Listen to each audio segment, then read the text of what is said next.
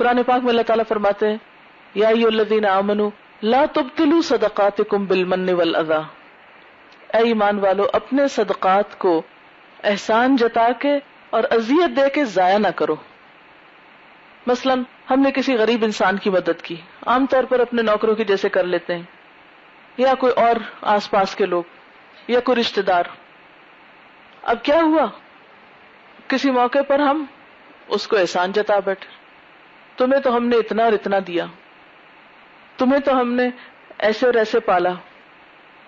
جیسے فرعون نے کہا تھا نا حضرت موسیٰ کو کہ ہم نے تجھے بچہ سا پالا تھا اور تجھے بڑے ناز سے رکھا تھا، اور پھر تو بڑا ہوا تو نے یہ کر دیا. وَفَعَلْتَ فَعَلَتَكَ الَّذِي فَعَلْتَ، یعنی تو نے کر دیا جو کچھ تو نے کرنا تھا.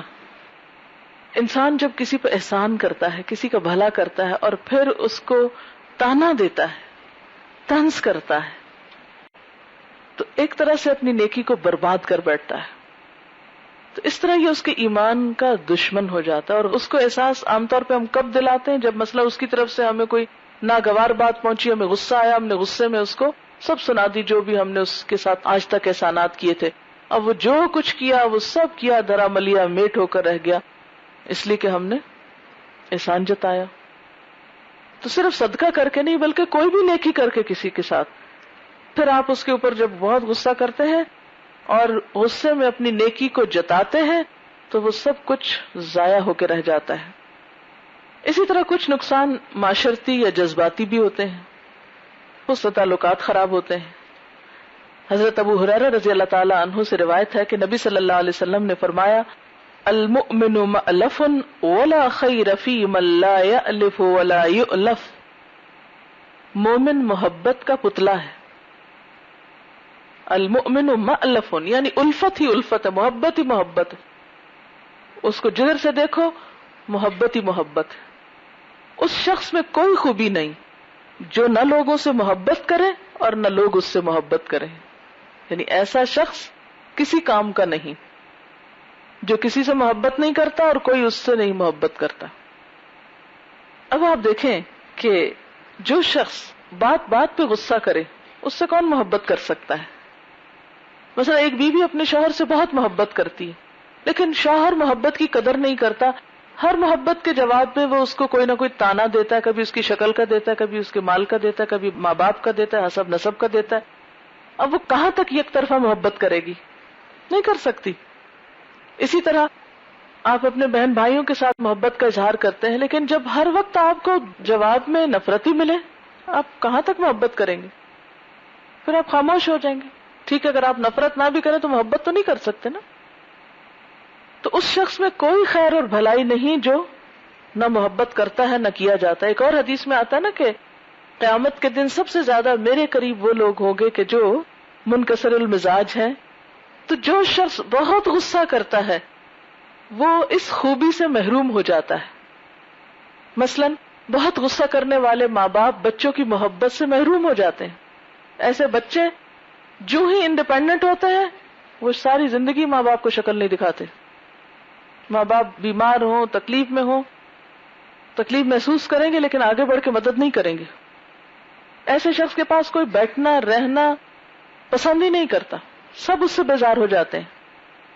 پھر اسی طرح یہ ہے کہ جب ہم غصے میں دوسرے کو نقصان پہنچاتے ہیں تو دوسرا بھی تو ہمیں نقصان پہنچا سکتا ہے. کسی کو اٹیک کر کے آپ خود محفوظ کیسے رہ سکتے ہیں؟ پھر اسی طرح غصے کی حالت میں بعض فیصلے آپ کے لیے شدید نقصان دہ ہو سکتے ہیں. مثلا ایک شخص کو اپنے باس سے تھوڑا بہت اختلاف ہوا، اس کو کوئی بات پسند نہ آئی، اس نے کیا کیا؟ سخت بدتمیزی کے الفاظ ادا کیے، اپنے غصے کا اظہار کیا، نتیجتاً اپنی جاب کا نقصان کیا. اسی طرح ایک شخص دکان پہ کھڑا ہے، ایک گاہک آیا ہے، کوئی چیز خریدنے لگا، اس نے ایک سے دوسرا سوال کیا، اس نے کہا جا میں نہیں دیتا، اس کا نقصان ہوا. یا اسی طرح مثلا بچوں کا رشتہ طے ہو رہا ہے، بالکل ہر چیز اپنے آخری مرحلے پہ، اتنے میں چھوٹی سی بات پہ کوئی غصے کا اظہار ہو جاتا ہے، وہ رشتہ ہوتے ہوتے رہ جاتا ہے. بعد میں کتنی پریشانیاں دیکھنی ہوگی رشتے کے نہ ہونے کی وجہ سے، جاب کے چلے جانے کی وجہ سے، گاہک کے دکان چھوڑ جانے کی وجہ سے، اور اسی طرح اور بہت سے معاشرتی نقصان ہمیں غصے کی وجہ سے ہوتے ہیں. اسی طرح بہت غصہ کرنے والے لوگ جو ہیں وہ معاشرے میں تنہا رہ جاتے ہیں، ان کی پرسنالٹی بدنما ہو جاتی ہے، خود بھی شرمندہ رہتے ہیں اور دوسروں کے سامنے بھی اپنی ساری ساکھ گنوا دیتے ہیں. اور پھر ان سب نقصانات سے بڑا نقصان آخرت کا نقصان ہے، جب غصے کی وجہ سے انسان اپنے عمل کو ضائع کر بیٹھتا ہے. تو یہ تھے غصے کے نقصان. اب جب ہماری عقل مانتی ہے کہ غصہ نقصان دہ چیز ہے تو پھر ہمارے لیے اس کے سوا کوئی چارہ نہیں کہ ہم اس کو کنٹرول کریں. لیکن کیسے کریں اور کیوں کریں، کیا فائدہ ہوگا؟ تو سب سے پہلے ہم دیکھتے ہیں غصہ کنٹرول کرنے کے فائدے کیا ہیں. سب سے پہلی بات تو یہ ہے کہ انسان کے ایمان میں اضافہ ہوتا ہے. نبی صلی اللہ علیہ وسلم نے فرمایا، جو کوئی اپنے غصے کو باوجود طاقت رکھنے کے روک لے گا تو اللہ تعالیٰ اس کے دل کو ایمان سے بھر دے گا. غصہ کنٹرول کرنے والے کے ایمان میں اضافہ ہوتا ہے. اکثر لوگ یہ شکایت کرتے ہیں نا، ہمارے ایمان کا لیول ڈاؤن ہو رہا ہے. تو اس لیول کو بڑھانے کے لیے کیا ضروری ہے؟ غصے پہ قابو، غصے پہ کنٹرول. نبی صلی اللہ علیہ وسلم نے فرمایا، بندہ مومن کسی چیز کا گھونٹ نہیں پیتا جو اللہ کے نزدیک بہتر ہو غصے کے اس گھونٹ سے جسے وہ اللہ کی خوشی کے لیے پی جاتا ہے. یعنی پینے کی چیزوں میں جتنی بھی چیزیں ان میں سب سے بہترین چیز غصہ ہے. جب ایک شخص غصہ پی جاتا ہے تو گویا اس نے سب سے بہترین چیز پی. اب آپ کہیں گے باقی چیزیں تو میٹھی میٹھی ہوتی ہیں، غصہ تو بڑا کڑوا ہوتا ہے، اور کڑوی چیز کیسے پیئیں؟ آپ نے دیکھا ہوگا کہ بہت سی کڑوی چیزیں پینے سے ہی انسان کا علاج ہوتا ہے، انسان کو شفا نصیب ہوتی ہے. تو روحانی اور ایمانی شفا کب نصیب ہوتی ہے؟ جب انسان غصے کو پی جاتا ہے. اسی طرح آپ صلی اللہ علیہ وسلم نے فرمایا، 3 چیزیں مومن کے اخلاق میں سے ہیں.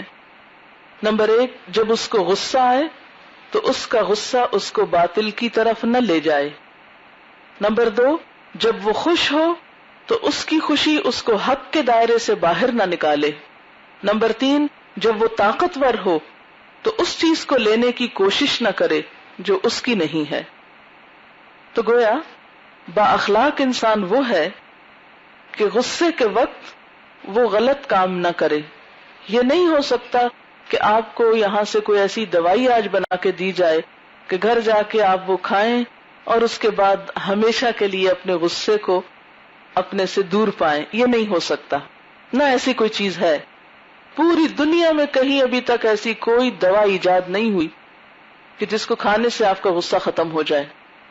زیادہ سے زیادہ جو چیزیں ہیں وہ یہ کہ جو لوگ بہت نفسیاتی طور پر پریشان ہو جاتے ہیں، بہت زیادہ اریٹیٹڈ ہوتے ہیں، ان کو کچھ سلانے کی، سونے کی دوائیاں دے دی جاتی ہیں، یا ان کا دماغ سن کر دیا جاتا ہے، یا واقعی ان کو سلا دیا جاتا ہے، جس سے نہ وہ غصہ کرتے ہیں نہ وہ کچھ اور کرتے ہیں. نبی صلی اللہ علیہ وسلم نے فرمایا، جو شخص غصے کو روکے حالانکہ اس کو اختیار ہو کہ وہ غصہ پورا کر لے، تو قیامت کے دن اللہ تعالیٰ اس کو سب لوگوں کے سامنے بلائے گا اور فرمائے گا کہ جس حور کو تو چاہے پسند کر لے، یعنی اس کو اس کی پسندیدہ ترین چیز دی جائے گی. اب یہ ہے کہ غصے کا علاج کیسے کریں. تو کچھ علاج فوری ہیں اور کچھ علاج مسلسل کرنے ہوں گے. کچھ چیزیں ایمرجنسی علاج کے طور پر ہیں اور کچھ چیزیں لانگ ٹرم ہیں. فوری علاج کیسے؟ پہلی چیز اعوذ باللہ پڑھنا، اور اس یقین کے ساتھ پڑھنا کہ یہ اللہ کے رسول صلی اللہ علیہ وسلم کا بتایا ہوا طریقہ ہے اور مجھے اس پر عمل کرنے سے فائدہ ہوگا، شفا ہوگی. تو جب آپ اس کو مان لیں گے تو آپ کو یہ فائدہ بھی دے گا. کیونکہ بہت سے لوگ یہ کہتے ہیں نہیں ہمیں تو اتنا زیادہ آتا ہے کہ اعوذ باللہ پڑھنے سے کوئی فائدہ نہیں ہوتا. انہوں نے پہلے اس کو ریجیکٹ کر دیا. جب آپ نے علاج ہی ریجیکٹ کر دیا تو پھر آپ کو فائدہ کہاں سے ہوگا؟ ایسے نہیں کہ جیسے ایک مریض کو ڈاکٹر کہے کہ اب آپ یہ دوا پہلے کھائیں گے، کہتے نہیں میں پہلے بھی کھا چکا، مجھے کوئی اس سے فائدہ نہیں ہوتا. وہ آپ کو ایک گراؤنڈ پریپیئر کر رہا ہے اس علاج سے شروع کر کے تو اس لیے آپ کو کچھ چیزوں میں ڈاکٹر کی بات، حکیم کی بات کو ماننا ہوتا ہے، اور جب تک آپ کو اس کی بات پر اعتماد نہ ہو تو آپ کو علاج سے فائدہ بھی نہیں ہوتا. آپ کو کس ڈاکٹر سے فائدہ ہوتا ہے؟ جس پر آپ کو اعتماد ہوتا ہے اور جس کے بارے میں آپ کو شک ہو کہ اس کی ڈگری جعلی ہے یا یہ کہ یہ کوئی فراڈ کرنے والا انسان ہے. چاہے وہ کتنی بھی اچھی دوا دے آپ کو، نفسیاتی طور پر آپ ایکسپٹ نہیں کرتے، لہٰذا باڈی اکارڈنگلی اس کے کوآرڈینیٹ نہیں کرتی اور آپ کو فائدہ بھی نہیں ہوتا اس علاج سے. ہم نے دیکھا ہوگا کہ بہت سے لوگ مثلاً مزاروں پہ جاتے ہیں یا ایسی جگہوں پر جاتے ہیں جہاں جا کر وہ کچھ مٹی اپنے اوپر ملتے ہیں، کسی پانی سے نہاتے ہیں، کسی خاص چیز کا استعمال کرتے ہیں اور وہ ٹھیک ہو جاتے ہیں. یہ کیا چیز ہوتی ہے کہ جو ان کو ٹھیک کر دیتی ہے؟ کیا واقعی کسی مٹی میں ہوتی ہے شفا؟ ان کی سوچ، ان کی ول پاور، کیونکہ ان کی سوچ سے ان کا اندر کا سسٹم بدلنے لگتا ہے. وہ ایکسپٹ کر کے، ایمان لا کر، اعتماد کر کے وہ چیز اپنے اوپر لگا رہے ہوتے ہیں کہ اس کے اندر شفا ہے. لہذا ان کی سوچ ان کی پوری باڈی کو متاثر کرتی ہے اور ان کا سارا سسٹم اسی طرح ورک کرنے لگتا ہے، اور واقعی صرف مٹی سے بھی ان کو شفا ہو جاتی. ان کے زخم جو ہے اسی سے، یا ان کی سکن ڈیزیز اسی سے ٹھیک ہو جاتی. آپ نے کئی دفعہ اخباروں میں پڑھا ہوگا کہ کچھ لوگ ایک خاص چشمے میں جا کے نہائے یا کسی خاص پیر کا علاج انہوں نے کیا یا خاص قسم کا کوئی وظیفہ پڑھا تو اس سے ان کو آرام آ گیا. تو یہ کیسے ہوتا ہے؟ یہ سب کچھ انسان کے یقین اور سوچ کے ساتھ ہوتا ہے. جب یقین بدلتا ہے، سوچ بدلتی ہے تو پوری سائیکی تبدیل ہو جاتی ہے. اسی لیے آپ دیکھیں کہ ہمارے دین میں سب سے پہلے جو تقاضا ہم سے کیا گیا ہے اچھا بننے کے لیے وہ کیا ہے؟ اللہ پر ایمان لاؤ. پہلے مانو تو صحیح وہ تمہارا مہربان ہے، مانو تو صحیح وہ تمہارا خیر خواہ ہے، مانو تو صحیح وہ تمہارے لیے اچھا چاہتا ہے، پھر دیکھو کہ کیسے تمہارے لیے اس پر عمل کرنا آسان نہ ہو. آخرت پر ایمان لانے کو کیوں کہا گیا؟ اسی وجہ سے کہا گیا ہے کہ جس شخص کے اندر آخرت پر ایمان ہوگا وہ دنیا میں بڑی بڑی چیزوں کو چھوڑ دے گا، اللہ کی خاطر بڑے بڑے نقصان برداشت کر لے گا، لیکن اللہ کو ناراض نہیں کرے گا. لیکن کچھ دوسرے لوگ جن کا ایمان پکا نہیں ہوتا وہ نقصان نہیں برداشت کر سکتے، ان کا عمل نہیں بدلتا. تو جس طرح کا انسان کا یقین ہوتا ہے، جس طرح کا گمان ہوتا ہے، جس طرح کی سوچ ہوتی ہے، آپ اسی طرح عملی طور پر فزیکلی تبدیل ہوتے چلے جاتے ہیں. انسان کے سارے جسم میں اعلیٰ ترین چیز کیا ہے؟ عقل. ہاتھ کے بغیر گزارا ہو جاتا نا؟ ہاں، کوئی بول نہ سکے گزارا ہو جاتا نا، دیکھ نہ سکے گزارا ہو جاتا. ہیلن کیلر کی مثال آپ کے سامنے، لیکن اس کی عقل سلامت تھی تو اس نے کیا کچھ نہیں کیا. تو جب تک ہماری سوچ زندہ ہے، یہ جوان ہے، یہ پازیٹو ہے، تو زندگی میں بہت کچھ ہم کرنے کے قابل ہوتے ہیں. اور اگر یہاں خلل آ جائے تو آپ نے دیکھا ہوگا بڑے سے بڑے ذہین لوگ اپنے آپ کو ضائع کر بیٹھتے ہیں، کچھ نئی زندگی میں کر کے دیتے کیونکہ ان کی سوچ میں فطور ہوتا ہے. اللہ تعالیٰ قرآن پاک میں فرماتے ہیں وَلَقَدْ زَرَعْنَا لِجَهَنَّمَ كَثِيرًا مِّنَ الْجِنِّ وَالْإِنسِ لَهُمْ قُلُوبٌ لَّا يَفْقَهُونَ بِهَا وَلَهُمْ آذَانٌ لَّا يَسْمَعُونَ بِهَا وَلَهُمْ أَعْيُنٌ لَّا يُبْصِرُونَ بِهَا أُولَٰئِكَ كَالْأَنْعَامِ بَلْ هُمْ أَضَلُّ سَبِيلًا. مفہوم کیا ہے آیت کا؟ کہ کچھ لوگ تو ہیں ہی جہنم کے لیے، وہ تو جہنم کا ایندھن ہے، اس لیے کہ ان کے دل ہیں اس سے کام نہیں لیتے، آنکھیں ہیں اس سے دیکھتے نہیں، کان ہیں سنتے نہیں. یہ لوگ جانوروں کی طرح ہیں.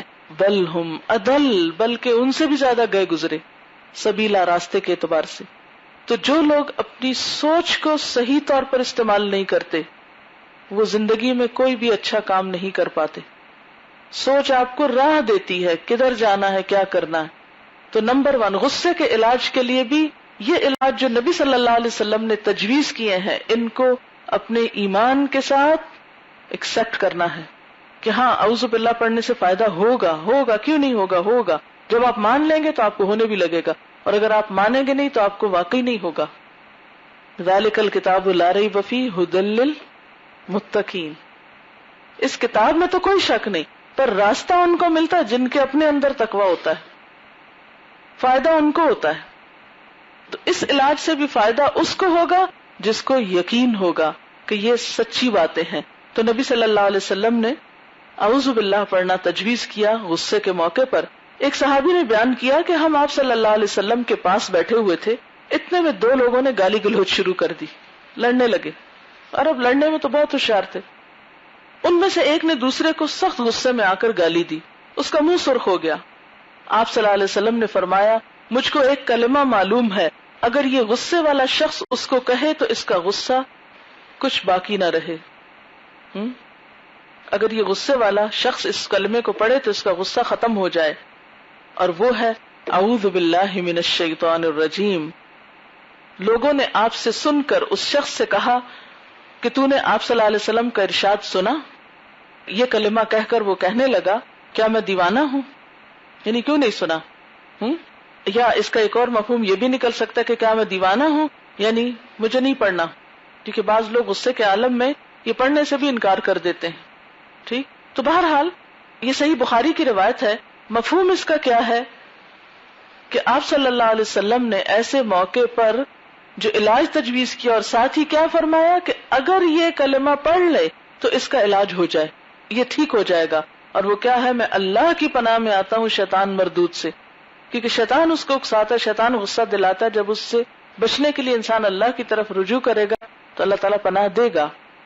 لیکن جو کرنا ہی نہ چاہے اس کو پھر اللہ کیوں پناہ دے؟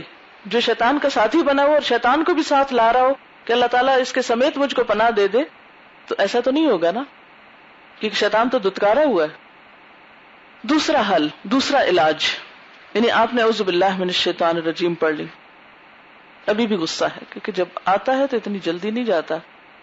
دوسرا حل یہ بتایا کہ خاموش ہو جائیں.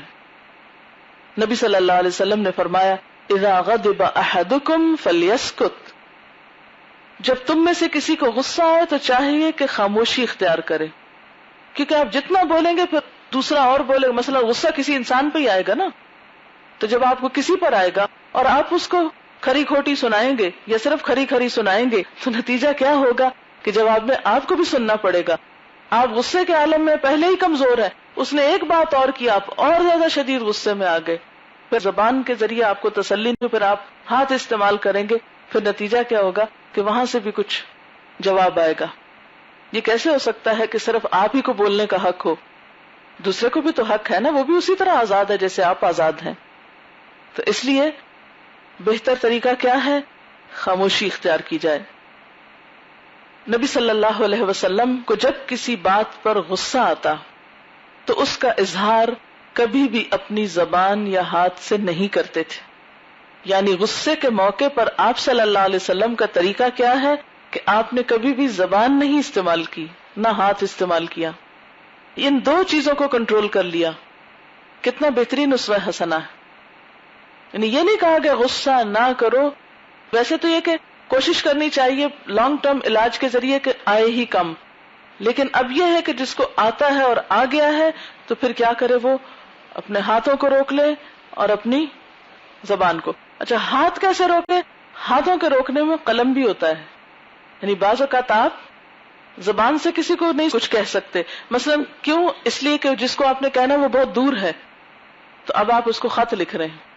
یہ تو اور شامت کی بات ہے، اس لیے کہ کہی ہوئی بات تو پھر بھی کہیں حافظے سے بھول جائے گی، لکھی ہوئی بات تو دوسرا شخص بار بار پڑھے گا اور زیادہ اس کو آپ پر غصہ آئے گا. پھر وہ بھی جواب میں اپنا قلم یا کچھ اور استعمال کرے گا اور پھر وہ سلسلہ بڑھتا چلا جائے گا. اس لیے ایسے موقع پر ہاتھ روک لیا جائے.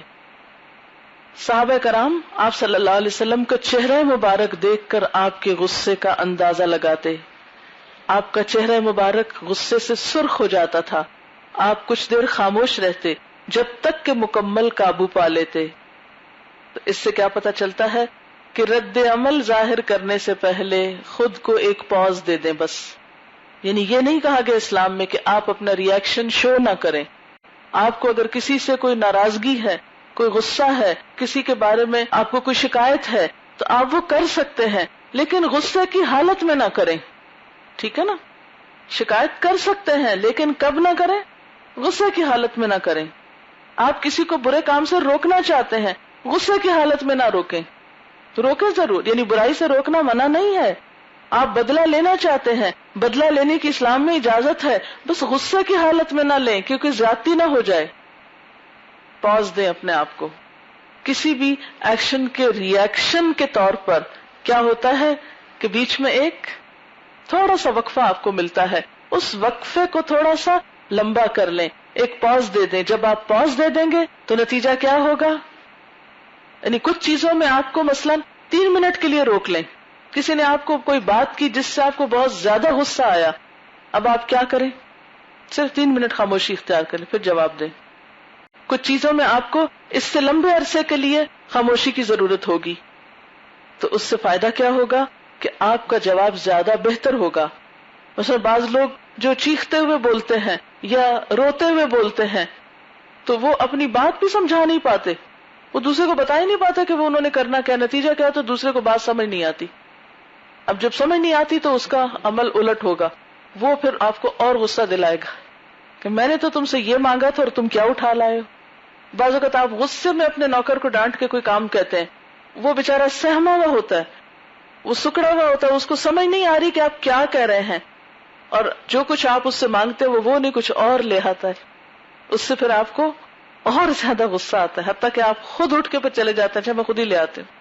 تو ایسے موقع پر صرف تھوڑی دیر رک جائیں، تھوڑی سی خاموشی اختیار کر لیں اور ذرا سا کنٹرول کر کے پھر آپ اس کو آرام سے کہیں فلاں چیز لاؤ.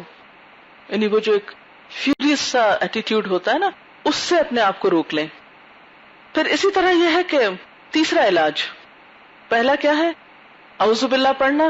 دوسرا خاموش، اور خاموشی میں ضروری نہیں کہ مستقل یا ہمیشہ کی خاموشی اختیار کر لیں کہ آپ موڈ آف کر لیں، بولنا ہی چھوڑ دیں، کمیونیکیشن ترک کر دیں. یہ نہیں کرنا. آپ کو کیا کرنا ہے؟ تھوڑا سا پاز دینا ہے، تھوڑا سا ٹائم لینا ہے، حتیٰ کہ آپ تھوڑے کول ڈاؤن ہو جائیں اور پھر اپنی بات کو بہتر انداز میں دوسرے تک پہنچا سکیں. تیسرا علاج، اس پاز میں اعوذ باللہ پڑھتے رہیں اور اس کے علاوہ کوئی اور ذکر بھی آپ کر سکتے ہیں. اور کیا ذکر کر سکتے ہیں؟ استغفار کر سکتے ہیں، درود شریف پڑھ سکتے ہیں. خاص طور پر درود شریف پڑھنا جو ہے وہ بہت فائدہ مند ہوتا ہے. درود شریف کا کیا فائدہ ہے؟ 10 رحمتیں آتی ہیں آپ پر. تو جب آپ اللہ کی رحمت میں آئیں گے تو آپ کو ٹھنڈک پڑنے لگے گی، غصہ کم ہوگا. نتیجہ کیا ہوگا کہ آپ کا ری ایکشن زیادہ بہتر ہوگا. چوتھا علاج، پانی کا استعمال. اس میں پانی پینا بھی ہو سکتا ہے، وضو کرنا، نہانا سب شامل ہے. جتنا جتنا مقدار غصے کی اتنا اتنا آپ علاج کر سکتے ہیں. نبی صلی اللہ علیہ وسلم نے فرمایا غصہ شیطان کی طرف سے ہے، شیطان آگ سے پیدا کیا گیا ہے اور یقیناً آگ پانی سے بجھائی جاتی ہے. تو جب تم میں سے کسی کو غصہ آئے تو اسے چاہیے کہ وضو کر لے. یعنی شدید غصے کے عالم میں وضو، اگر اس سے بھی زیادہ ہو تو نہا لیں، پانی پی لیں، منہ پہ پانی کے چھینٹے ڈال لیں. کیونکہ پانی کیا کرتا ہے؟ آگ کی شدت، آگ کی گرمی، آگ کے شعلوں کو بجھا دیتا ہے، آگ کو ٹھنڈا کر دیتا ہے. اور سائنٹیفکلی بھی یہ بات پرووڈ ہے کہ غصے کی حالت میں انسان کا اندرونی ٹیمپریچر بڑھ جاتا ہے. جیسے بخار میں بڑھتا ہے نا، اسی طرح غصے میں ٹیمپریچر بڑھ جاتا ہے انسان کا. یعنی فزیکلی ہم وارم ہو جاتے ہیں. اور پھر پانی کا پینا جسمانی طور پر بھی انسان کو ٹھنڈا کرتا ہے. اور آج کل پانی کا استعمال جدید طریقہ علاج میں ہو رہا ہے. یعنی واٹر ریمیڈی، پانی کے ذریعے علاج اس کو کہتے ہیں. بعض اوقات تجویز کیا جاتا ہے کہ دن میں 5 دفعہ یا 7 دفعہ اپنے بازو اور پاؤں اور چہرہ اور اس طرح کی چیزوں کو دھویا جائے. تو آپ دیکھیں جب ہم وضو کرتے ہیں تو کانوں کے اندر تک ہاتھ ڈالتے ہیں، مسح کرتے ہیں، مختلف طرح اپنے آپ کو ٹھنڈا کرتے ہیں. غصے کی حالت میں اگر پانی ڈال کے آپ دیکھیں تو باقاعدہ آپ کو پانی چپتا ہوا اور اس کے اندر ایک ری ایکشن ہوتا ہوا محسوس ہوگا. پھر اسی طرح 5واں علاج، خود کو کسی ذہنی یا جسمانی کام میں مصروف کر لیں. یعنی چیزیں پھینکنے یا توڑنے کی بجائے ایکسرسائز کرنا زیادہ مثبت کام ہے. واک کریں، دوڑیں، کھیل لیں، کوئی گیم کر لیں. یعنی فزیکل ایگزرشن جو ہے وہ غصے کو دور کرنے میں مددگار ہوگی. پھر اسی طرح آپ ایکسرسائز میں جیسے یوگا، سلو یوگا یا مسل ریلیکس کرنے والی کوئی ایکسرسائز بھی کر سکتے ہیں. اور اس کے علاوہ یہ ہے کہ آپ نماز بھی پڑھ سکتے ہیں کیونکہ وہ بھی ایک طرح سے بہترین ایکسرسائز ہے. ایک اور چیز جو مجھے بہت فائدہ دیتی ہے، بلند آواز سے قرآن پاک پڑھنا. جب بھی کسی کی طرف سے مجھے کوئی ایسی تکلیف دہ بات پہنچے جو ذرا زیادہ تکلیف پہنچے، کچھ چیزیں تو ایسی ہوتی ہیں جو انسان تھوڑی بہت گرد پڑتی ہے فوراً ہی جھاڑ کے بھول جاتا ہے، لیکن کچھ چیزیں ایسی ہوتی ہیں کہ جو انسان کو دیر تک بے چین رکھتی ہیں. ایسی صورت میں انسان بلند آواز سے قرآن پڑھے، چاہے زیادہ پڑھے یا تھوڑا پڑھے، لیکن ضرور پڑھے. تو آپ دیکھیں گے کہ اس سے آپ کو فائدہ ہوگا. یعنی ایک دم ایسا لگتا ہے جیسے اندر کی آگ ٹھنڈی ہونے لگی ہے. اگلا علاج ہے اپنی پوزیشن تبدیل کر لیں. یہ بھی ایک مسنون علاج ہے جو نبی صلی اللہ علیہ وسلم نے بتایا. حضرت ابو ذر رضی اللہ تعالی عنہ سے روایت ہے کہ نبی صلی اللہ علیہ وسلم نے فرمایا، اگر تم میں سے کسی کو غصہ آئے اور وہ کھڑا ہو تو چاہیے کہ بیٹھ جائے، پھر اگر غصہ جاتا رہے تو خیر، ورنہ چاہیے کہ لیٹ جائے. یعنی کھڑا شخص بیٹھ جائے، بیٹھا لیٹ جائے، یا اسی طرح مثلا اگر لیٹا ہوا ہے تو اٹھ جائے، وہ جگہ چھوڑ دے، غصے والی جگہ کو چھوڑ دینا یا بات کا رخ کسی اور طرف موڑ دینا غصے کو کم کر دیتا ہے. مثلا انسان یہ سوچ سکتا ہے کہ اس وقت میں جو عمل کروں گی وہ شیطان کو خوش کرے گا، تو انسان اگر شیطان سے واقعی نفرت کرتا ہو تو وہ کام چھوڑ سکتا ہے.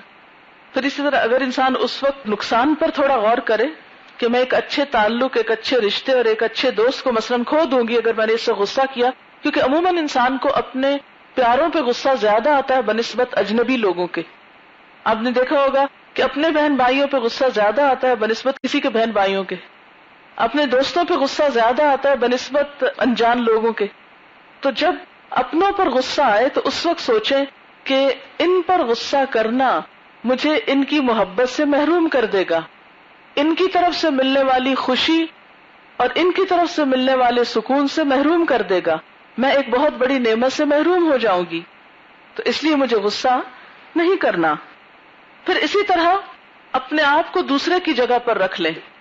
جو باتیں میں کسی کو سنا رہی ہوں، جو باتیں میں کسی کو کہہ رہی ہوں، اگر یہی مجھے کہی جائیں تو مجھے کیسا لگے گا؟ اس سے بھی آپ کو فائدہ ہوگا. مثلا ہم اپنے آپ کو بعض اوقات بہت جسٹیفائی کرتے ہیں، جو کچھ میں کہہ رہی ہوں بالکل درست ہے، اور جس طریقے سے میں کہہ رہی ہوں یہی طریقہ درست ہے، لیکن جس کو آپ کہہ رہے ہیں اگر آپ خود کو وہاں پر رکھ لیں تو شاید آپ اپنے ساتھ یہ سلوک کبھی پسند نہ کریں. پھر اسی طرح اگلا علاج ہے دلیل یا منطق، لاجک غصے کو ہرا دیتی ہے.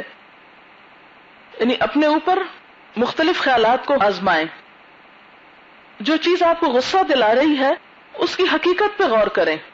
مثلا بعض اوقات ہم سوچتے ہیں نا ہمیشہ میرے ساتھ ہی ناانصافی ہوتی، میرے ساتھ ہی لوگ ایسا کرتے ہیں، یہ سارے لوگ میرے خلاف ہیں، مجھ سے کوئی محبت نہیں کرتا، میں کسی کو اچھی نہیں لگتی، مجھے کوئی اہمیت نہیں دیتا، وغیرہ وغیرہ. جب اس طرح کی بدگمانیاں آپ کو ہوں تو ان باتوں کو تھوڑا انالائز بھی کسی وقت کیا کریں اور ایمانداری سے خود سے پوچھیں کیا واقعی آپ کو کوئی نہیں چاہتا؟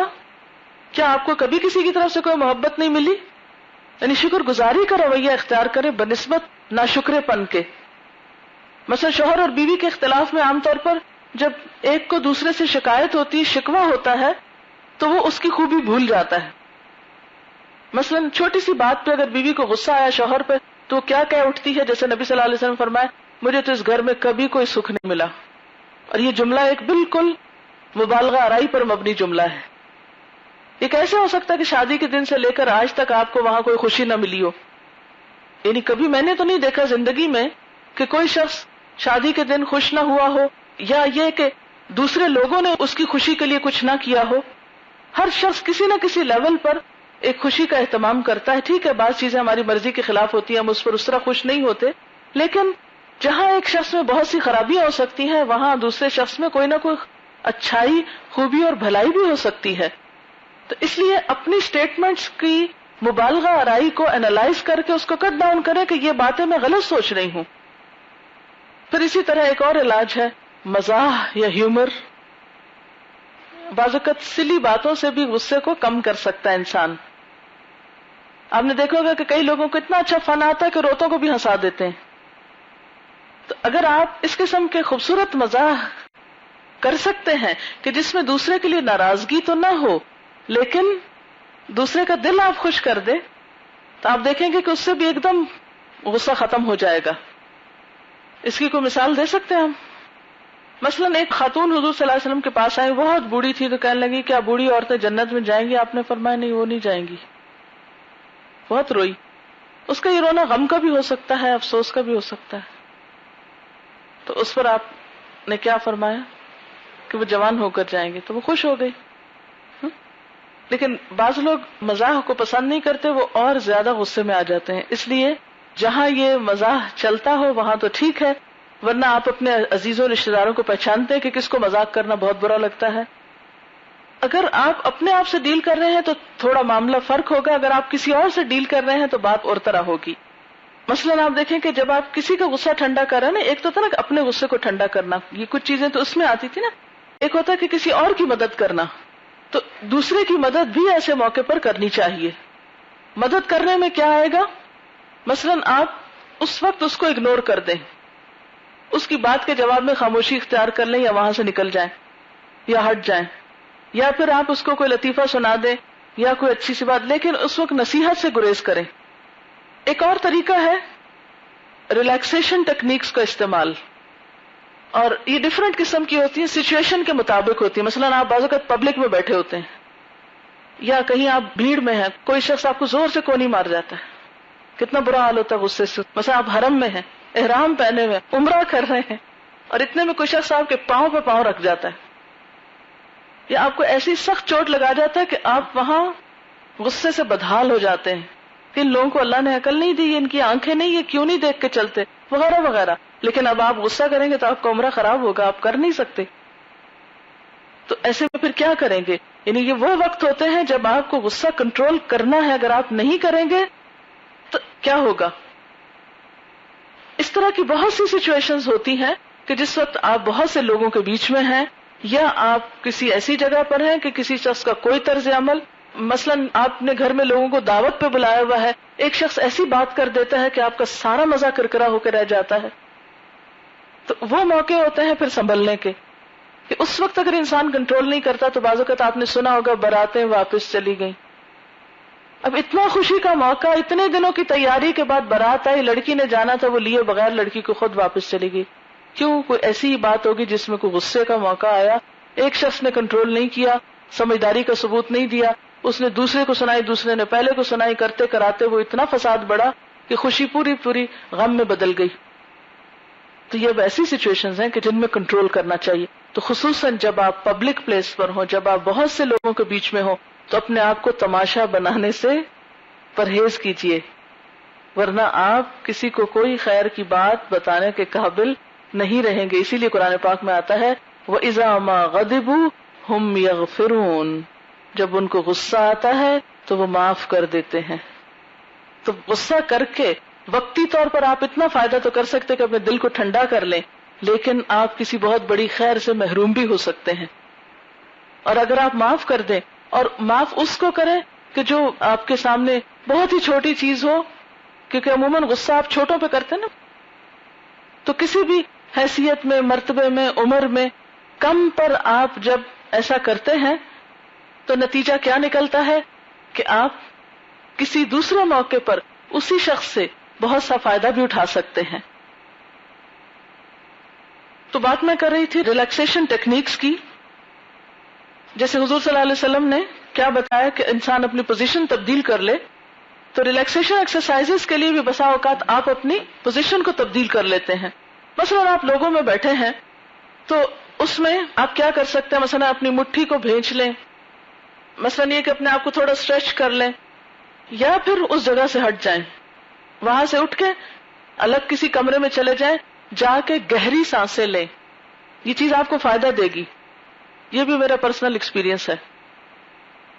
پھر اسی طرح کسی اکیلے کمرے میں چلے جائیں، کوئی پرسکون کرنے والا جملہ دہرائیں، مثلاً کوئی آیت، زور زور سے کوئی اچھا جملہ بولیں، مثلاً کوئی بات نہیں، پھر کیا ہوا، اللہ تو دیکھ رہا ہے، میں ایسی نہیں ہوں، میں نے یہ نہیں کیا، یہ دوسرے کی غلط فہمی ہے، جو دل میں آئے بول لیں.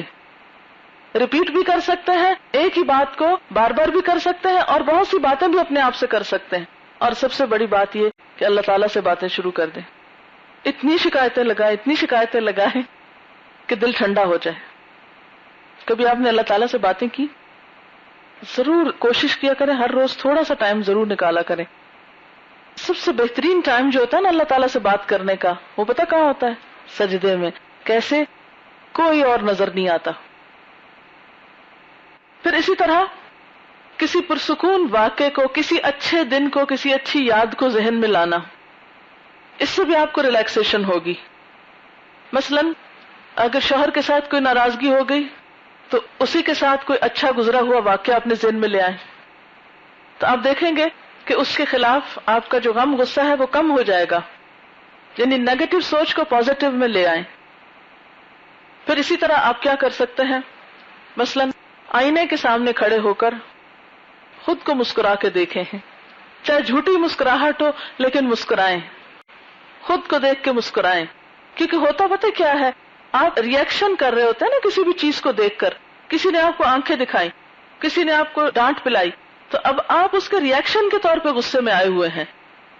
اب کوئی آپ کو اور تو سہارا دینے والا نہیں، یا کوئی اور آپ کے ساتھ مسکرا کے بات کرنے والا نہیں، تو اپنے آپ کو دیکھ کے ہی مسکرا لیں تھوڑی دیر. اگر 1 منٹ 60 سیکنڈ دیکھ کر آپ شیشے کی طرف دیکھ کے مسکراتے آپ دیکھیں گے آپ ریلیکس فیل کریں گے. کیونکہ اچھی مسکراہٹ آپ کے اندر کے غم اور غصے کو دور کرتی ہے. یہ تو تھے عارضی فوری جلدی کے علاج، لیکن کچھ علاج ایسے ہیں جو آپ کو پرماننٹلی کرنے پڑیں گے، لانگ ٹرم. کیونکہ کچھ چیزیں ایسی ہوتی ہیں جو فوری علاج سے فائدہ نہیں دیتی. کچھ بیماریاں ایسی ہوتی ہیں جس میں آپ تھوڑی بہت خود بخود گھر میں ہی آپ کو ٹونے ٹوٹکے کر کے علاج کر لیتے ہیں. لیکن کچھ چیزیں اور کچھ بیماریاں ایسی ہوتی ہیں کہ جن کے لیے آپ کو تھوڑی محنت زیادہ کرنی پڑتی ہے، باقاعدہ علاج کرنا پڑتا ہے. تو اس کے لیے آپ کو بارہا اپنے آپ کو یہ یاد دلانے کی ضرورت ہے کہ معاف کرنے والے لوگ اللہ کو بہت پسند ہیں. اسی لیے ہم دیکھتے ہیں کہ جہاں کہا گیا والکاظمین الغیظ، غصے کا ڈھکنا بند کر دیا انہوں نے، اب اوپر سے تو نکال نہیں سکتے، اب کیا کرنا ہے، کوئی اور اس میں سوراخ کرنا پڑے گا کہ جس سے وہ اندر کی آگ ختم ہو جائے. ابلتے پانی کی بوتل کوئی پھر دیکھے، وہ ٹھنڈی ہو ہی جاتی ہے نا آخر ایک وقت. کیا چاہیے ہوتا ہے اس کو، ٹائم لگتا ہے. ٹائم دے اپنے آپ کو ٹھنڈا ہونے کے لیے، اور یہ سوچ اپنے اندر پیدا کریں کہ واللہ یحب المحسنین، کہ جنت کی قیمت ہے کہ انسان ایسی باتوں کو، ایسی بری چیزوں کو اپنے ذہن سے نکال دے. پھر سب سے بڑی بات یہ ہے کہ آپ وجوہات تلاش کریں کہ کس کس چیز پہ آپ کو غصہ آتا ہے. سیلف انالیسس کریں، وہ وجوہات لکھ لیں کسی وقت بیٹھ کے، یا کسی کو لکھوا دیں، اپنے کسی دوست کے ساتھ شیئر کریں، ڈسکس کریں. تو ان اسباب کو اوائڈ کریں جن سے آپ کو غصہ آتا ہے اگر وہ آپ کے اپنے بس میں ہیں. مثلاً اگر آپ کو یہ پتہ چل جاتا ہے کہ آپ کو ٹریفک جیم میں بہت غصہ آتا ہے، تو آپ ایسے اوقات میں سفر کریں کہ جب ٹریفک جیم نہ ہو. اسی طرح اگر آپ کو اس بات کا خوف ہے کہ کسی نے آپ کو کسی چیز پہ کیوں کچھ روکا یا ٹوکا، مثلاً آپ کی مدر آپ کو کسی بات پہ کچھ منع کرتی تو آپ کو غصہ آتا ہے، تو آپ اپنے اندر سے وہ بات نکال دیں، یا ایسی صورت میں ماں کے سامنے نہ آئیں کہ جس سے آپ کو وہ ڈانٹ کھانی پڑے. یعنی ان سچویشنز کو اوائڈ کر لیں اور ان اسباب کو پہلے آئیڈینٹیفائی کریں، پھر ان اسباب کی ریزنز جانیں، پھر ان کو دور کرنے کی کوشش کریں. پھر اسی طرح یہ ہے کہ عام طور پر شوہر اور بیوی کے تعلقات میں خرابی کیوں ہوتی ہے؟ جب شوہر تھکے ہارے گھر آتے ہیں تو بیویاں ان کا اچھی طرح استقبال کرنے کی بجائے کیا کرتی ہیں؟ شکایتوں کی پٹاریاں کھول دیتی ہیں. تو اس سے کیا ہوتا ہے کہ دوسرا شخص اس وقت انتہائی تھکاوٹ کی حالت میں، جیسے ہم نے اسباب جانے تھے نا پہلے کہ بھوک کی حالت میں، نیند کی کمی کی وجہ سے، تھکاوٹ میں انسان غصے کا جلدی شکار ہوتا ہے. تو ایسی وقت میں آپ اپنے شوہر سے کوئی گفتگو نہ کریں اور کوئی شکایتیں نہ لگائیں اور کوئی ایسی بات نہ کرے، کوئی اہم مسئلہ ڈسکس نہ کریں کہ جس کا اینڈ پھر ایک دوسرے کے ساتھ کلیش پر ہو. مثلاً آپ کو کہیں جانا ہے، آپ کو اجازت چاہیے شوہر سے، شوہر بہت تھکا ہوا ہے، اس کو کھانا چاہیے. آپ اس کو کھانے دینے کے بجائے آپ اس سے پوچھ رہے ہیں کہ میں اپنی سہیلی کے گھر چلی جاؤں. وہ اس کو کھانا چاہیے، آپ اسے کھانا کھلائیں، پھر اس کے بعد بات کریں.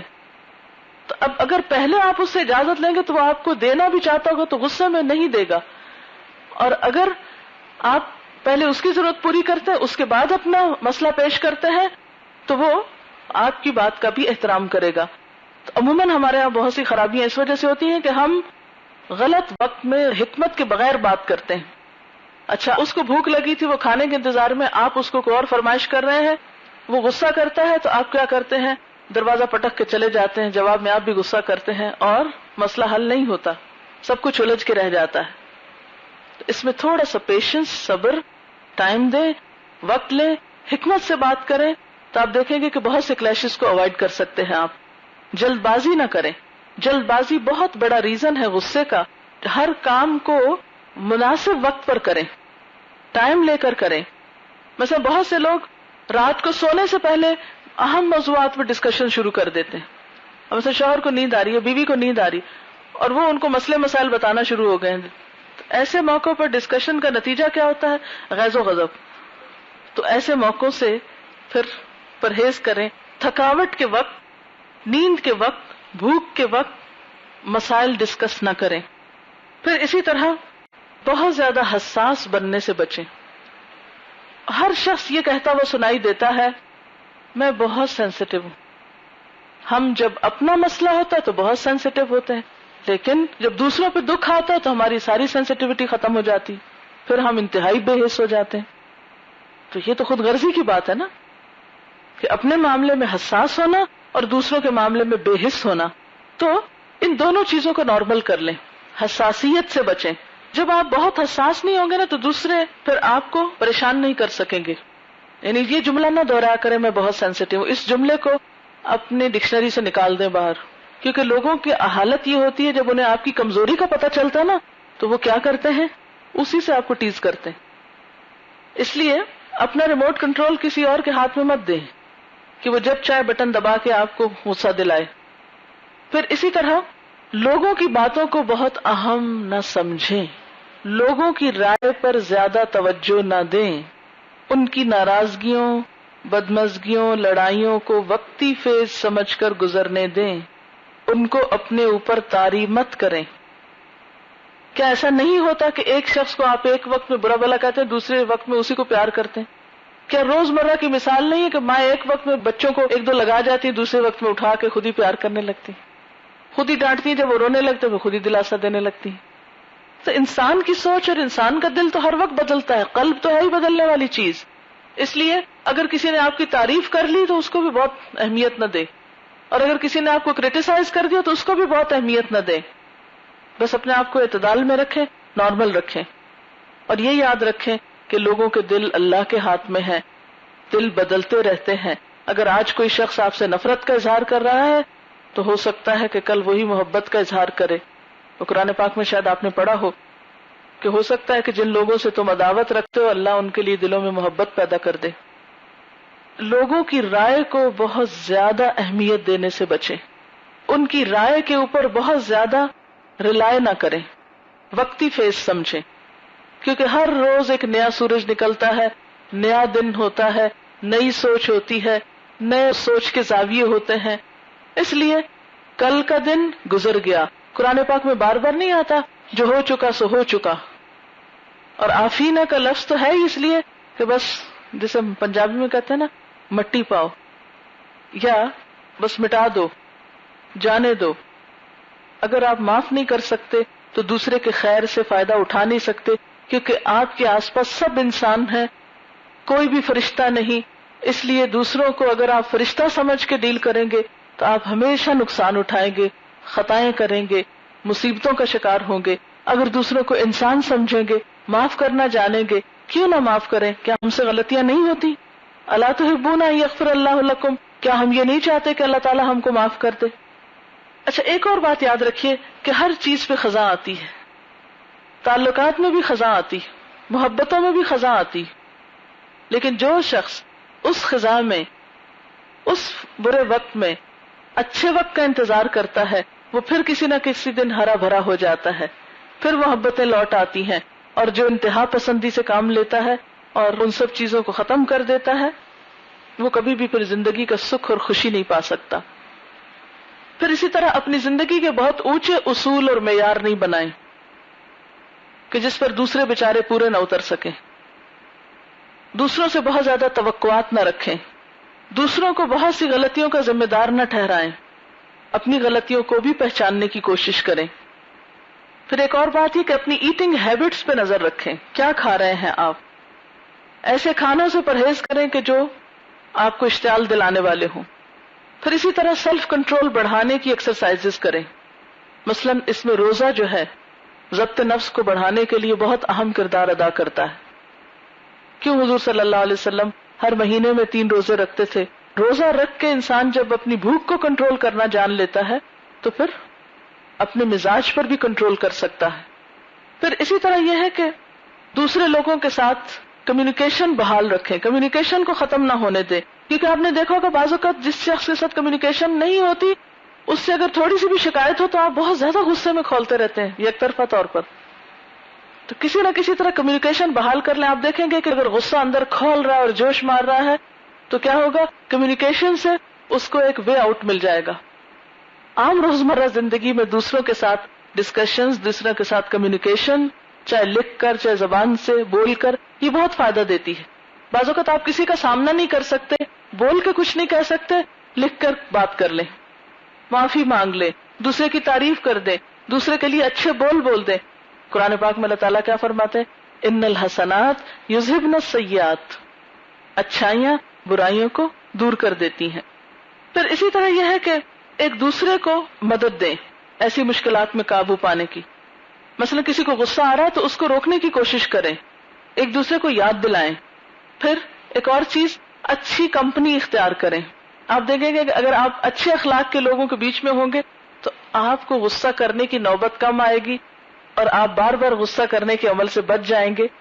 تو اس کمپنی کو اوائڈ کریں کہ جن کے بیچ میں رہ کے آپ کو بہت غصہ آتا ہے، کیونکہ کچھ لوگوں کی آپس میں بن سکتی ہی نہیں، وہ جو ہی آمنے سامنے آتے ہیں ایک دم دوسرے سے ٹکرا جاتے ہیں.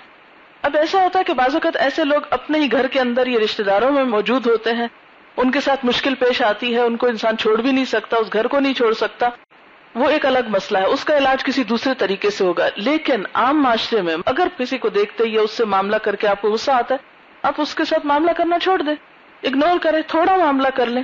یعنی ہجرت کا جو کانسیپٹ ہے اسلام میں وہ اسی وجہ سے ہے. حضور صلی اللہ علیہ وسلم نے ہجرت کیوں کی تھی؟ کیا ہو گیا تھا؟ قریش کیا کر رہے تھے؟ بہت زیادہ غصہ دلا رہے تھے، بہت اشتعال انگیزی کر رہے تھے، حتیٰ کہ آپ کی جان لینے کے منصوبے بنا لیے گئے تھے. تو آپ نے کیا کیا؟ ہجرت کر لی. صلح حدیبیہ کے موقع پہ کیا ہوا؟ 80 لوگ پکڑے ہوئے آئے تھے آپ کے پاس، سب کو معاف کر دیا. غزوہ حنین کے موقع پہ کیا ہوا؟ 6000 لوگوں کو بغیر کسی معاوضے کے آزاد کر دیا پکڑنے کے بعد.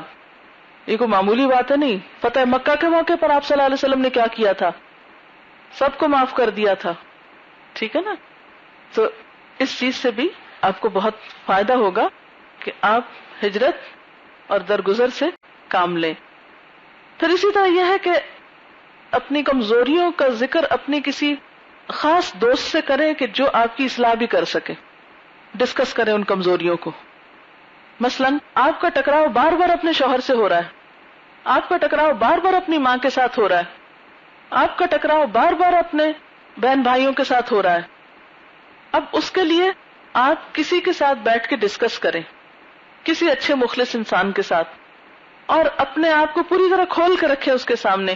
میری یہ غلطی ہے، میرا یہ قصور ہے، میں نے یہ زیادتی کی ہے یا کرتی ہوں، اور دوسرا یہ کرتا ہے، اب مجھے مشورہ دے کہ میں کیا کروں.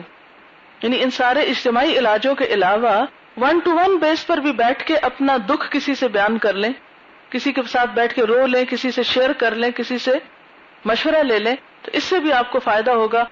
کسی بھی اچھے مخلص انسان کی بات، جس کی بات ماننا آپ کے لیے آسان ہو، جس سے آپ کو محبت ہو اور جس کی بات کو آپ ویلیو کرتے ہو، اس سے مشورہ لیں. تو بعض اوقات کچھ لوگوں کی نصیحت، کچھ لوگوں کی بات بہت فائدہ دے جاتی ہے. تو اچھے مخلص لوگوں کے ساتھ ڈسکشن کریں.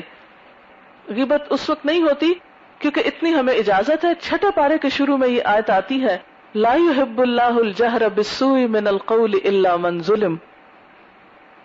اللہ تعالیٰ کو بلند آواز میں برائی کا کرنا پسند نہیں مگر جس کے ساتھ ظلم کیا گیا ہو.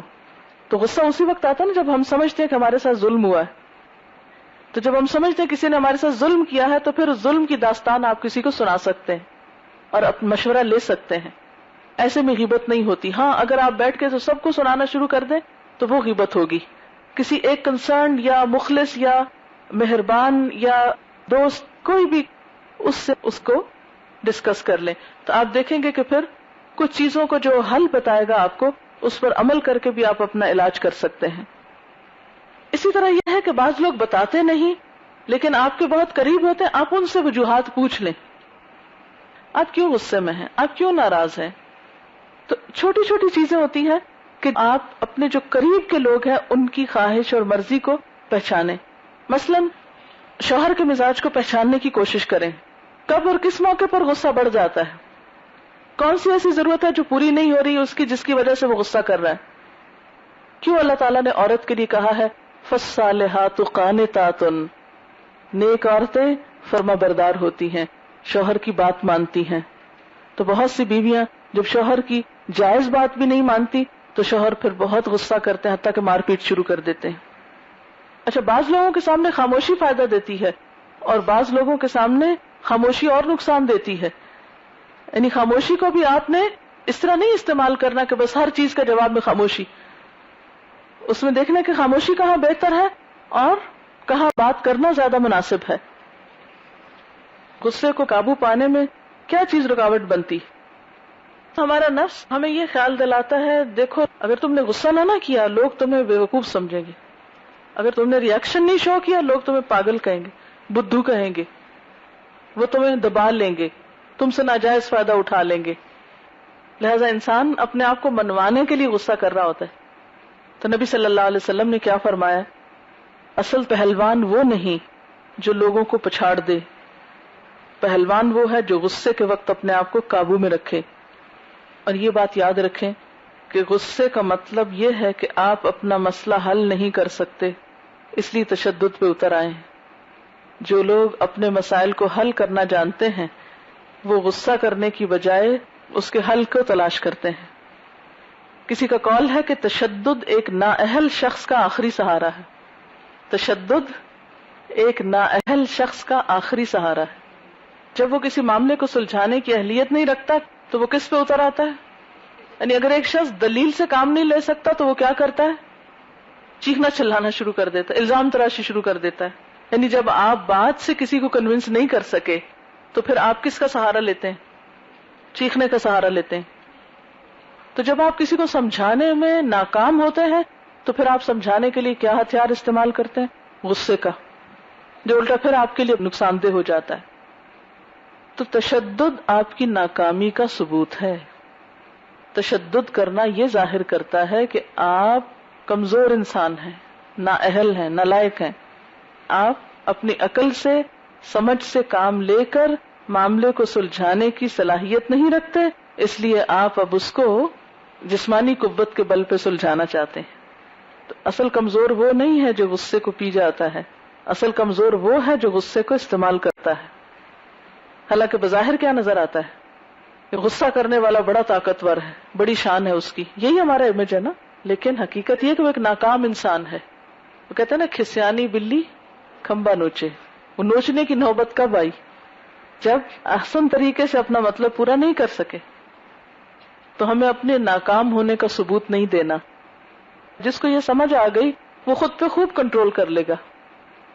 آپ دیکھیے ذرا ایک سچویشن ذہن میں لائیے.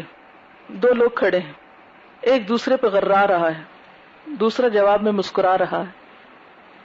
کون بہادر ہے, کون طاقتور ہے؟ مسکرانے والا. کیوں؟ اس لیے کہ اس کا کنٹرول اس کے اپنے ہاتھ میں ہے, جبکہ غرانے والا کنٹرول لوز کر چکا ہے. بظاہر یہ طاقتور نظر آ رہا ہے لیکن حقیقت میں یہ کمزور ہے, اور یہ بظاہر دوسرا اس کو بدو سمجھ رہا ہے لیکن یہ طاقتور ہے. تو ہمیں کمزور نہیں بننا.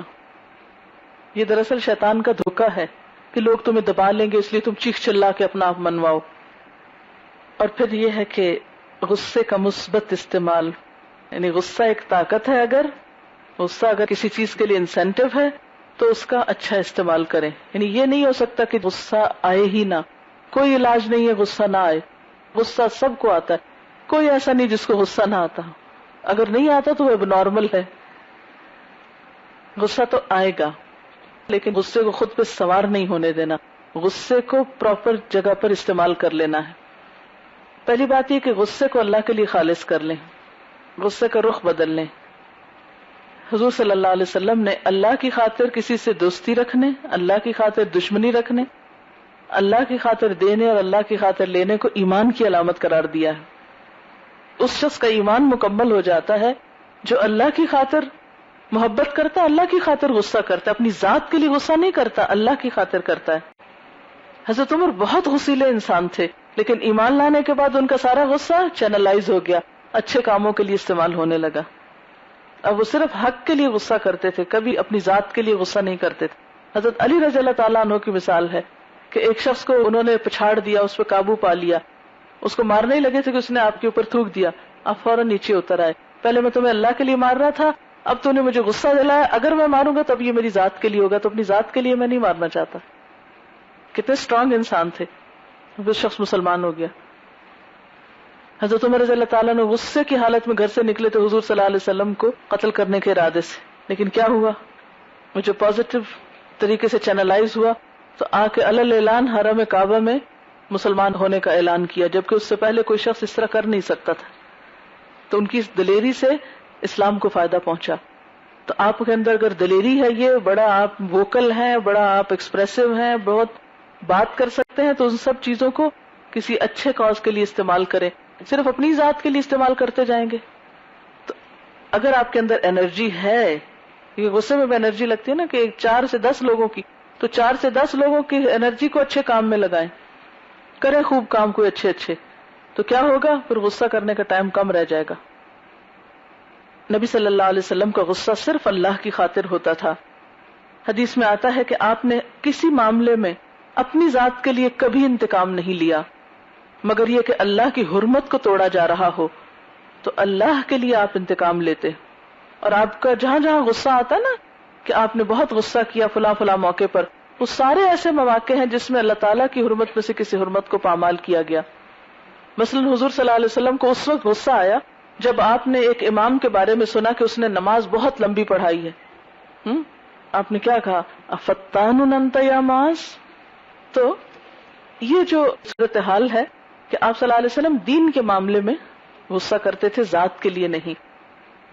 پھر حضرت اسامہ نے آپ سے آ کر ایک عورت کے بارے میں سفارش کی کہ اس کا ہاتھ نہ کاٹا جائے.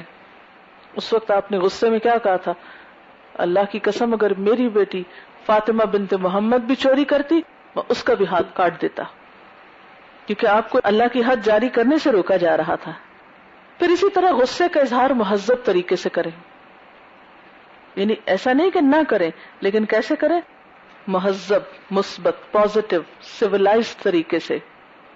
حضرت ابو سعید خدری سے روایت ہے کہ نبی صلی اللہ علیہ وسلم نے فرمایا، جو کوئی تم میں سے کوئی بری اور خلاف شرع بات دیکھے تو لازم ہے اگر طاقت رکھتا تو ہاتھ سے بدلنے کی کوشش کرے، ورنہ زبان سے بدلے، اگر یہ بھی طاقت نہ ہو تو دل سے. یہ ایمان کا ضعیف ترین درجہ ہے. یعنی غصے کو اللہ تعالیٰ نے اصل میں رکھا کیوں ہے ہمارے دل میں، برائیوں کو دور کرنے کے لیے، اور اس کے استعمال کے لیے جہاد کرنا جو ہے وہ ایک بہترین اظہار ہے غصے کا. یعنی مومن لوگ اپنے غصے کا اظہار کس شکل میں کرتے ہیں، کہاں کرتے ہیں، میدان جنگ میں کرتے ہیں، اللہ کی خاطر جنگ کرتے ہوئے، جہاد کرتے ہوئے. تو مسلمان جب تک جہاد کرتے رہے ان کا غصہ آپس میں نہیں تھا، جب باہر سے ختم ہو گیا تو آپس میں لڑنے لگے، ایک دوسرے پہ غصے کرنے لگے. تو ہوتا یہی ہے کہ جو چیزیں اللہ نے ہمارے اندر رکھی ہیں کہیں تو استعمال ہونا، جب اصلی جگہ نہیں ملتی تو پھر انسان غلط جگہوں پہ استعمال کرنا شروع کر دیتا ہے. پھر اسی طرح یہ ہے کہ عموماً جو کوئی کام نہیں کرتے، بیکار لوگ ہوتے ہیں، ان کو غصہ زیادہ آتا ہے. جو مصروف ہوتے ہیں ان کو یاد نہیں رہتا کہ غصہ کرنا ہے. انسان بھولنے والی چیز ہے، اگر آپ اسے چھوڑ دیں گے تو وہ جیسے برف پگھلتی ہے نا، ایسے پگھلنا شروع ہو جاتا ہے نا آہستہ آہستہ. وہ ایک بڑا پہاڑ ہم نے جس چیز کو بنایا وہ تھوڑی دیر کے بعد خود بخود ڈاؤن ہونے لگتا ہے. تو اس لیے اپنے آپ کو فراغت سے بچائیں، کیونکہ خالی دل، خالی ذہن کس کا گھر ہوتا ہے، اور غصہ کس سے آتا ہے، شیطان سے. تو وہاں شیطان کو زیادہ کام کرنے کا موقع ملتا ہے جب آپ کے پاس کوئی پازیٹیو ایکٹیویٹی نہیں ہوتی، آپ فراغت کا شکار ہوتے ہیں. ارسطاٹل کا ایک قول ہے، کوئی بھی غصہ کر سکتا ہے، یہ تو آسان ہے، مگر صحیح انسان سے صحیح درجے تک، صحیح وقت پر، صحیح مقصد کے لیے صحیح طریقے سے غصہ کرنا یہ آسان نہیں. پھر اسی طرح کچھ چیزوں میں تبدیلی لانے کے لیے ہمیں غصہ کچھ کرنے پہ ابھارتا ہے. بعض اوقات ہم ایک خاص لائف سٹائل کے عادی ہو جاتے ہیں نا، ایک روٹین کے عادی ہو جاتے ہیں. اللہ تعالیٰ چاہتا ہے کہ ہم اس سے آگے بڑھیں، کچھ اور کریں، تو ایسے اسباب پیدا کر دیتا ہے کہ جو ہم کو غصہ دلاتے ہیں. وہ کام جو ہم شرافت سے نہیں کرنے والے ہوتے وہ ہم غصے میں کر لیتے ہیں. ٹھیک ہے نا. اللہ تعالیٰ نے یہ ہمارے اندر چیز رکھی اس لیے کہ بعض حالات اور چیزوں میں تبدیلی کرنے کے لیے اس کی ضرورت ہوتی ہے. تو اس لیے صحیح وقت پر، صحیح طریقے پر اور صحیح لیول تک غصہ کرنا بعضوں کو دوسروں کے بھلے میں بھی ہوتا ہے. تو اس کو حد سے بڑھنا نہیں چاہیے، اس کو ناجائز نہیں ہونا چاہیے، اور یہ نہیں سوچنا چاہیے کہ ہمارے اندر سے ختم ہو جائے. دعا یہ کریں کہ وہ صحیح جگہ استعمال ہو جائے. پھر اسی طرح بعض اوقات بعض حقائق کو ظاہر کرتا ہے غصہ. غصہ ہمارے خوف کو بھی دور کرتا ہے، اور غصے کا بہترین علاج معاف کرنا ہے. اسی لیے اسی آیت میں آیا وَالْعَافِينَ عَنِ النَّاسِ. اللہ تعالیٰ فرماتے ہیں وَلْيَعْفُوا وَلْيَصْفَحُوا أَلَا تُحِبُّونَ أَن يَغْفِرَ اللَّهُ لَكُمْ وَإِذَا مَا غَضِبُوا هُمْ يَغْفِرُونَ وَلِمَنْ صَبَرَ وَغَفَرَ إِنَّ ذَلِكَ مِنْ عَزْمِ الْأُمُورِ فَاصْفَحِ الصَّفْحَ الْجَمِيلَ. حضرت ابو امامہ باہلی سے روایت ہے، حضور صلی اللہ علیہ وسلم نے فرمایا میں اس شخص کے لیے جنت کے اطراف میں گھر کا ضامن ہوں جس نے حق پہ ہوتے ہوئے بھی جھگڑا چھوڑ دیا. اس شخص کے لیے جنت کے درمیان میں گھر کا ضامن ہوں جس نے مذاق کے طور پر بھی جھوٹ نہ بولا. اس شخص کے لیے جنت کے بلند ترین حصے میں گھر کا ضامن ہو جس کا اخلاق اچھا ہو. آپ نے فرمایا قیامت کے روز اللہ تعالیٰ کی طرف سے ایک آواز دی جائے گی کہ جس شخص کا اللہ پر کوئی حق ہے وہ کھڑا ہو جائے. اس وقت وہ لوگ کھڑے ہوں گے جنہوں نے لوگوں کے ظلم کو دنیا میں معاف کر دیا ہوگا. یعنی کسی نے غصہ دلایا آپ کو لیکن آپ نے اس کو معاف کر کے چھوڑ دیا. حضور صلی اللہ علیہ وسلم نے فرمایا جو شخص یہ چاہے کہ اس کے محلات جنت میں اونچے ہوں، اس کے درجات بلند ہوں، اس کو چاہیے کہ جس نے اس پہ ظلم کیا ہو اس کو معاف کر دے، جس نے اسے کچھ نہ دیا ہو اس کو دیا کرے، اور جس نے اس سے تعلق توڑ لیا ہو اسے ملنے سے پرہیز نہ کرے. تو یہ کس کے لیے ہے؟ اس کے لیے جو جنت کے اعلیٰ ترین محلات چاہتا ہے، بلند منزل چاہتا ہے. آپ صلی اللہ علیہ وسلم نے فرمایا حضرت موسیٰ نے ایک مرتبہ عرض کیا اے میرے رب تیرے نزدیک تیرے بندوں میں سب سے زیادہ عزت والا کون ہے؟ فرمایا جو قدرت رکھتے ہوئے معاف کر دے. تو ہمیں بھی کیا سیکھنا ہے؟ معاف کرنا. تو غصے کا بہترین علاج معاف کرنا ہے. وآخر دعوانا ان الحمد للہ رب العالمین. سبحانک اللہم وبحمدک نشہد ان لا الہ الا انت نستغفرک ونتوب الیک. والسلام علیکم ورحمۃ اللہ وبرکاتہ.